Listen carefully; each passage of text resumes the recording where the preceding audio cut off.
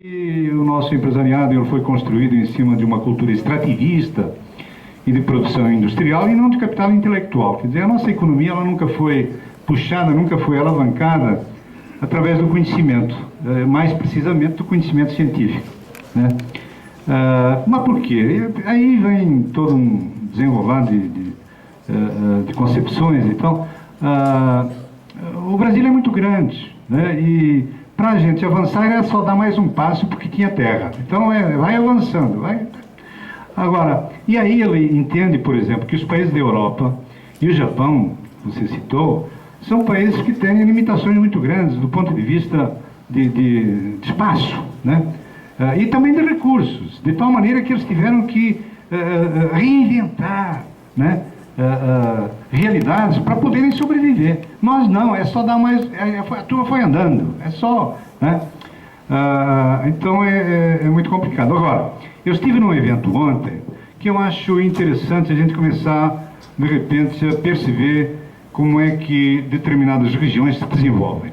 Tem um estado americano, que é Carolina do Norte, que tem uma realidade muito parecida com o Brasil, né? Que é a Carolina do Norte tinha uma economia muito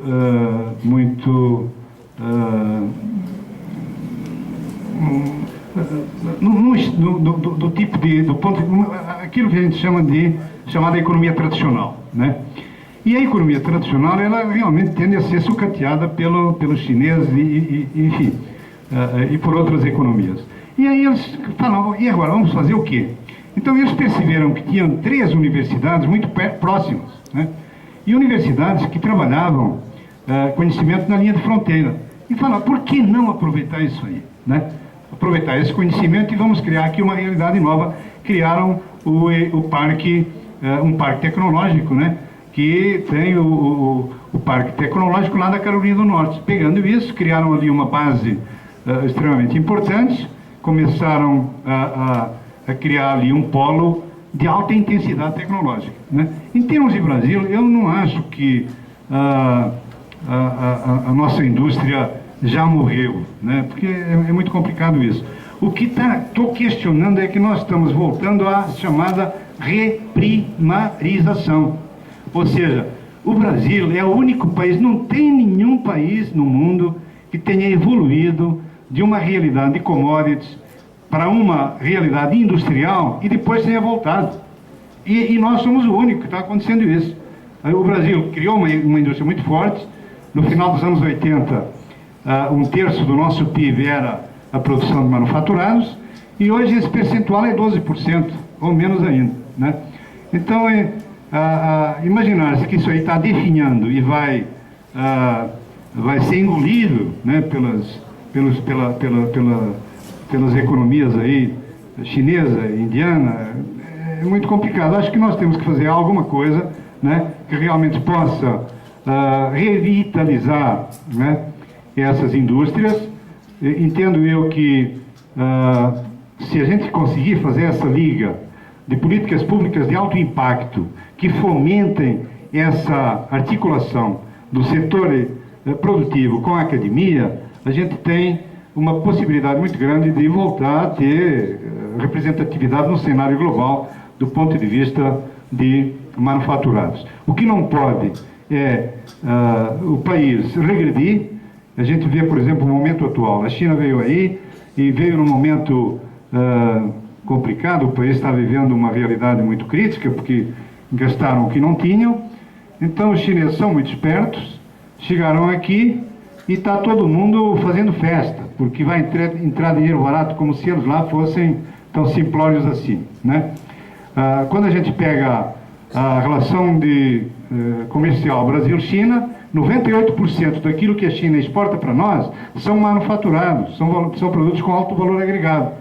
78% do que a gente manda para lá é commodity, né? Então é um negócio muito complicado, tá? Então eu entendo que o momento é um momento complexo, mas o país tem talentos, né, e tem recursos capazes de enfim, permitirem essa alavanca promover uma virada do ponto de vista de valores capazes de possibilitar reacender, né, todo esse cenário da nossa indústria, porque é muito triste o que a gente vê no contato, e eu digo isso em particular porque tenho contato com o empresariado, e ele sabe que está difícil, precisa ser inovativo, não sabe como fazer inovação, porque está faltando realmente o conhecimento chegar na empresa. E aí é um problema da universidade, né? A gente tem, no Brasil, 98% das universidades, estão no primeiro estágio, são meramente repassadoras de conhecimento, tem uma biblioteca, tem sala de aula, tem aluno e tem professor. O professor repassa o conhecimento tácito que ele tem e é aquilo que está na biblioteca. Tem uma segunda categoria, que é muito pequena, que está produzindo também conhecimento, que faz pesquisa. Agora, esse conhecimento também não tem grande qualidade e também não é direcionado para o setor produtivo. E existe uma parcela ínfima, que está top, que é aquela que repassa conhecimento, produz conhecimento e vende conhecimento. Aí é uma meia dúzia de empresas, de universidades que a gente tem no Brasil. Então, tem que haver essa migração aí, né? Okay. Essa visão, né, de que realmente ainda é possível, né? A gente tem alguns exemplos, né? No interior de São Paulo, Santa Rita do Sapucaí, tem um complexo de telecomunicações, o Instituto Inatel, que é uma tentativa de fazer, não é uma agência de inovação, é uma incubadora de empresa, né, em que os alunos finalistas transformam seus trabalhos de conclusão de curso em novos produtos na área de telecomunicações, e várias empresas que estão ali no entorno, elas surgiram dessa iniciativa do Inatel, né, do Instituto de Telecomunicações, em fazer essa incubadora de empresas.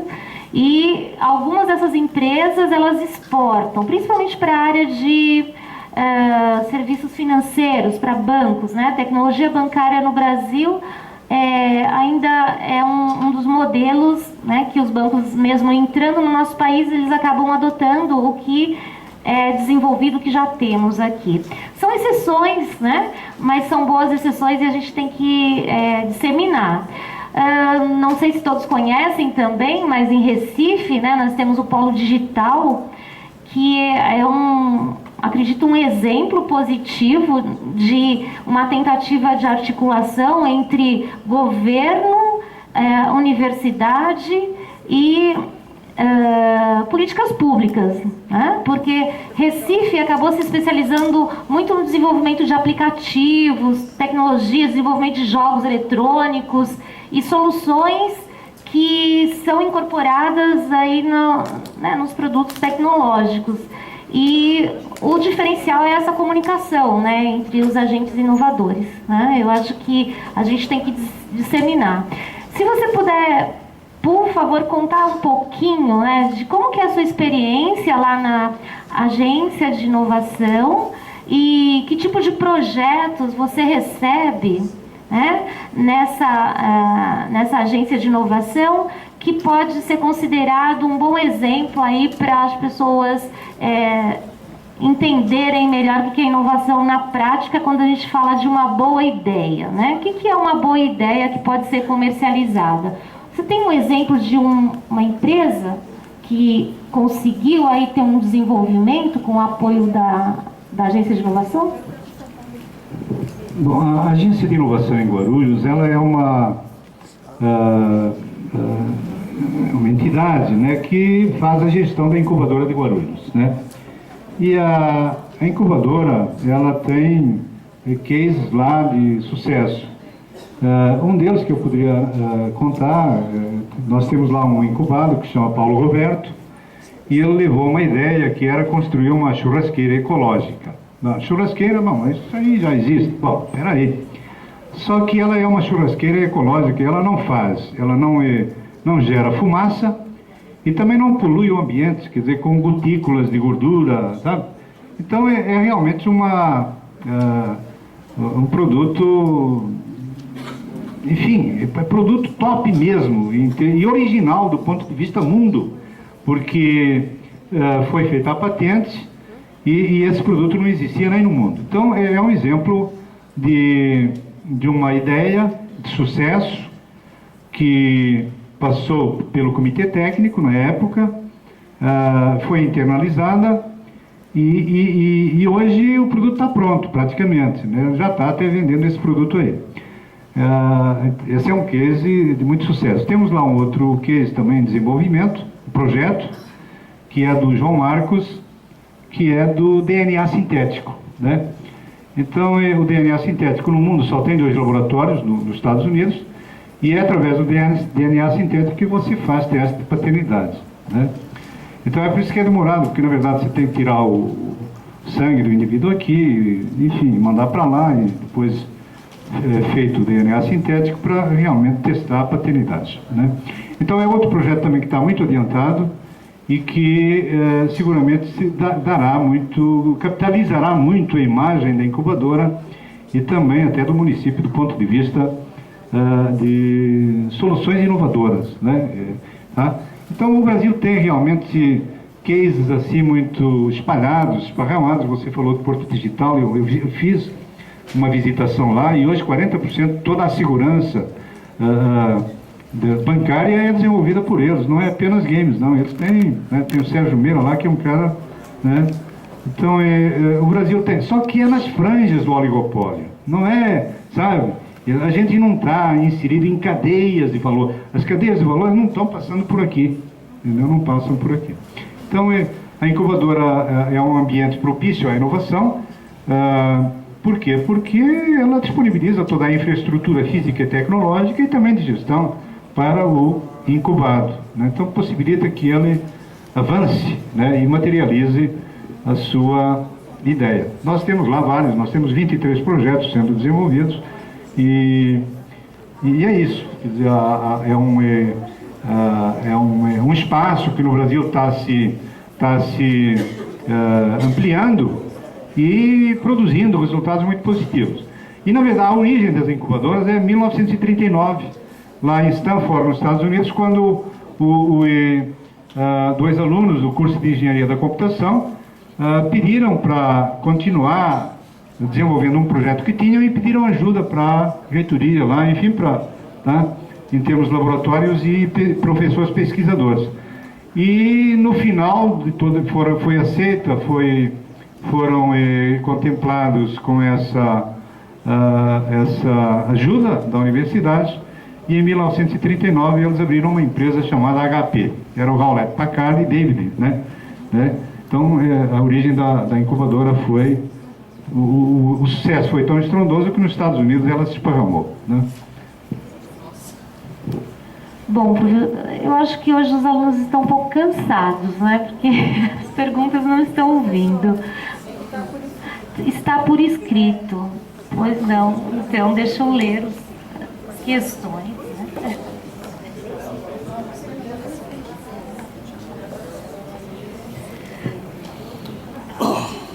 Bom, Leonardo Benício, de Transporte Terrestre, do 2º semestre. Leonardo, né? Ele pergunta, como nossa faculdade, né, a FATEC Barueri, pode nos auxiliar nesse ponto da inovação? Talvez com laboratórios, com desenvolvimento de pesquisa, né? Aluno de transporte terrestre, ele tem muito de desenvolvimento de protótipos, né? Então, qual que seria uma estratégia, né, se a gente pudesse chegar lá para o nosso diretor e falar assim, olha, o nosso consultor veio aqui à noite, né, e fez a palestra e ele falou que o caminho pode ser esse, né? Que caminho, que estratégia a gente poderia adotar para alavancar a inovação aqui dentro da nossa realidade? Bom, aí eu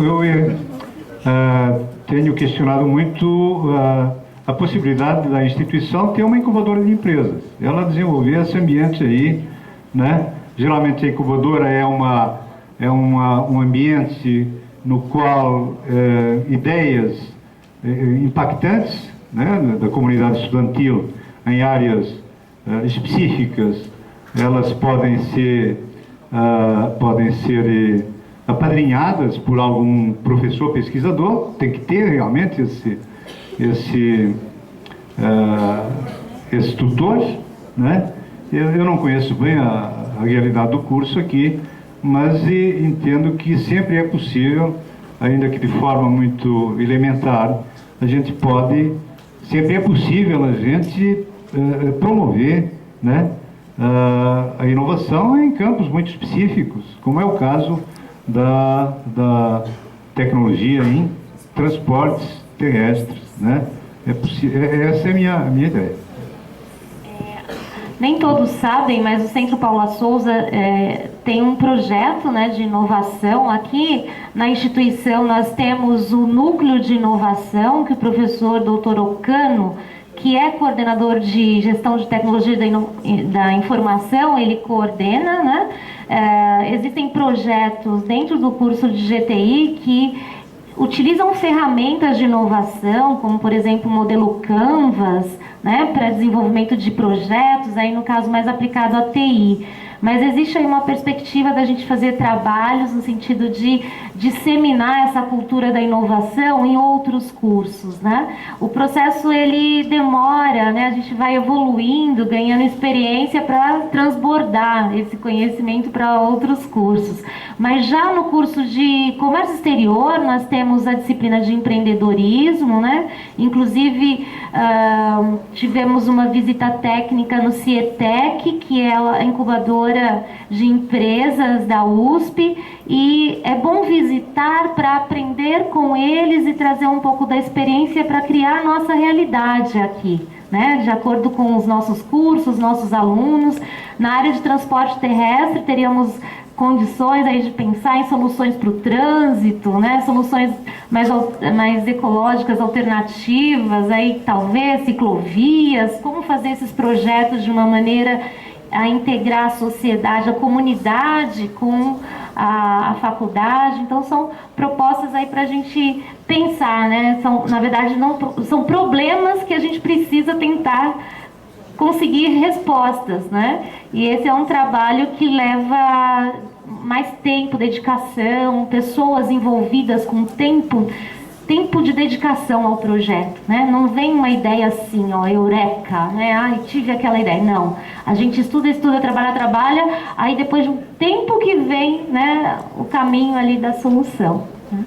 Mas, como já tem mais perguntas? Leila, por favor. Eu vou fazer essa... Certo. Eu vou fazer essa pergunta, vou abrir para mais uma pergunta, né? Temos 2 perguntas e aí a gente encerra aqui, senão o professor já, já está aqui há algum tempo, né? Como você avalia o momento político no Brasil e a maneira que isso cria obstáculos aos investimentos em inovação, principalmente no que diz respeito aos movimentos... as movimentações sigilosas no BNDES, dinheiro que poderia ser usado em inovação, e quanto aos cortes de investimento na educação, é possível ser inovador sem a base educacional? Bem, no que tem já o momento político, eu não gosto muito de me meter nisso, né? Mas eu entendo que o governo atual promoveu um desarranjo, né, destruidor, e abriu um caixa, gastaram por todo lado, e agora vem o ajuste. E as mídias, o que me deixa até um pouco, enfim, desolado, para não falar outra coisa, é que as mídias enfim, falam que isso é de fundamental importância, sem o que o amanhã será muito mais complicado, né? E ninguém questiona os gestores. Espera aí, tá? Vai ter ajuste por quê? Porque aconteceu isso, mas quem desarrumou a casa? Vamos chamar essa turma aí, pô. Porque se fosse num país top, essa turma ia ser punida, né? Então, o momento político é muito complicado.